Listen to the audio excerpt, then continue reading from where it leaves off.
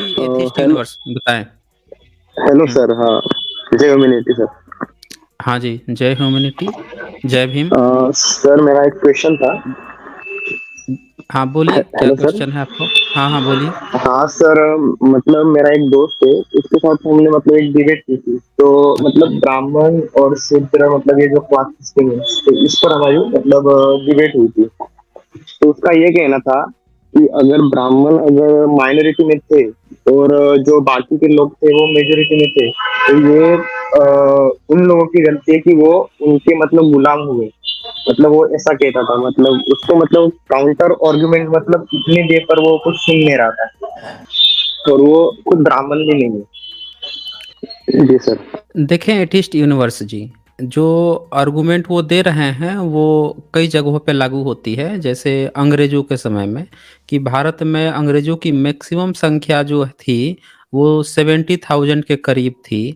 Maximum 2 lakh तक पहुंची थी। ऐसा जो कैथरीन मेयो ने भी ऐसा लिखा है। तो ये आप यहाँ पे ये चीज देखिए कि भारत की जनसंख्या उन्होंने उस समय 31 और 32 करोड़ बताया है। तो ये चीज तो सेम वो भी लादा जा सकता है कि ये भारतीयों की गलती थी, अंग्रेजों की थोड़े गलती थी कि उन्होंने गुलाम बना दिया। भारतीयों की गलती थी तो भारत क्यों गुलाम हो गया? तो जब भारतीयों की गलती थी तो इन्होंने क्रांति क्यों कर दी? करनी ही नहीं चाहिए थी। इसी तरह से मुगलों की भी, जब मुगल आए थे भारत में, जब तुर्क आए थे, ईरानी आए थे, तो वो भी संख्या में ज्यादा थोड़े थे। तो उनकी गलती थोड़े थी, ये सब भारतीयों की गलती थी कि क्यों गुलाम हो गए, ये हो गए, वो हो गए। तो आज की डेट में जो हर चीज के लिए औरंगजेब जिम्मेदार, बाबर जिम्मेदार, जहांगीर और अकबर जिम्मेदार जो बताया जा रहा है, ये फिर कौन लोग हैं? ये फिर क्यों उनको जिम्मेदार बता रहे हैं? वही आर्गुमेंट उठा कर रखे कि भारतीयों की गलती है, हर गलती जो है भारतीय की गलती है। जो इन्वेडर्स है वो अच्छा होता है, जो आता है वो दूसरे पर हुकूमत करने लगता है, बाकी लोग बेवकूफ होते हैं, गधे होते हैं। कल वो जो आपका फ्रेंड है उसको भी कोई दबंग आके, कोई जो दबंग होगा वो आके दबंगई कर देगा, तो वो भी उसकी गलती रहेगी, चुपचाप रहेगा, दबंगई वाला दबंग करते रहेगा। भारत देश में जितने भी जो अभी तक वो चीज चल रहा था जो ऑपरेसर क्लास का जो चल रहा है, जो ये लोग हर जगह बैठे हुए हैं और बाकी के दूसरे कास्ट को और उसको जो डिस्क्रिमिनेट करते हैं, तो उनकी किनकी गलती है? ऑपरेसर की गलती थोड़े है? वो कह दे वो कि ऑपरेसर की गलती थोड़े है, ये उन लोगों की गलती है। इससे ये पता चलता है, ये कहना कि अगर कोई व्यक्ति अगर दुष्ट प्रवृत्ति का है, धूर्त प्रवृत्ति का है, भ्रष्टाचारी प्रवृत्ति का है, तो उसकी कोई गलती नहीं है। गलती उस व्यक्ति की है जो सामने वाले को वो अपना शिकार बना देता है। मतलब इनके अनुसार अगर एक बलात्कारी जो है किसी का बलात्कार कर दे, तो पीड़िता जो है वही उसी की गलती है, पीड़िता की ही गलती है, बलात्कारी का कोई गलती नहीं है। तो ऐसे जो लो क्लास, थर्ड क्लास के जो आर्गुमेंट है, इनका कोई यहाँ पे औचित्य नहीं है। बेहतर होगा कि ऐसे व्यक्ति को सीधे आप यहाँ पे लेकर आएं और उनको ही यहीं पे जोड़ दिया करें। उनसे ही सीधे बात हो जाएगी, उनके क्या आर्गुमेंट होंगे वो देख लिया जाएगा। ठीक है एथिस्ट। सर एक क्वेश्चन सर, छोटा सा क्वेश्चन सर। हम्म। मतलब वो जो दोस्त है, मतलब वो बुक्स मतलब पढ़ता नहीं, वो बोलता है कि मतलब मुझे पढ़ना ही नहीं। मतलब हम उसको कैसे मान लेंगे वो स्टैंडर्ड बुक है, या फिर मतलब कौन सा आधार है ऐसा बोलता? मतलब सब मतलब मिलावट है ऐसे बोलता, मतलब तो उसको मतलब क्या बोलने का फिर मतलब?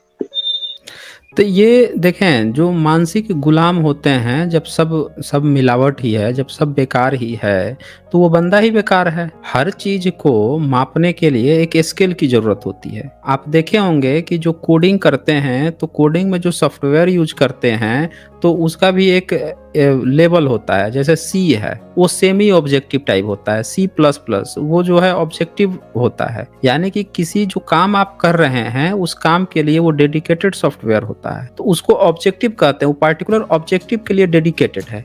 लेकिन जब आप उसके रूट के नीचे की भी बात करते हैं, उसको चेंज करना चाहते हैं, जहाँ पे फिक्स कर दिया गया है उस लेयर के नीचे की भी आप चेंज करना चाहते हैं, तो आपको जो है बेसिक पे काम करना पड़ता है। तो आप उससे कहिए कि बेसिक जो है उस पे वो काम करे, अगर कर सकता है तो।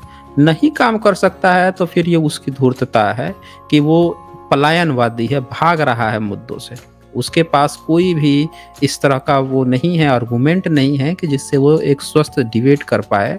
और इसीलिए ऐसे लोग पलायनवादी होते हैं। पलायनवादी दरअसल एक मानसिक बीमारी होती है। ये वैसे झिझके हुए लोग होते हैं जिनको ऐसा लगता है कि अगर मैं सत्य सुन लिया और जो धारणा बना के मैं बैठा हुआ हूँ वो अगर गलत हो गया तो इससे मेरी ईगो को ठेस पहुंच सकता है, और इस उस ईगो गलत अपनी जो उसकी ईगो उसने बना रखी है उसको पालने के लिए, जस्टिफाई करने के लिए दूसरों के लॉजिकल आर्गुमेंट को भी सुनने से वो भागता है, बचता है, सुनना नहीं चाहता। या फिर कोई बहाना बना देगा कि इसमें कुछ मिलावट हो गई है, या फिर कुछ ऐसा बहाना बनाएगा कि ये भी कैसे हम मान लें या वो भी कैसे मान लें।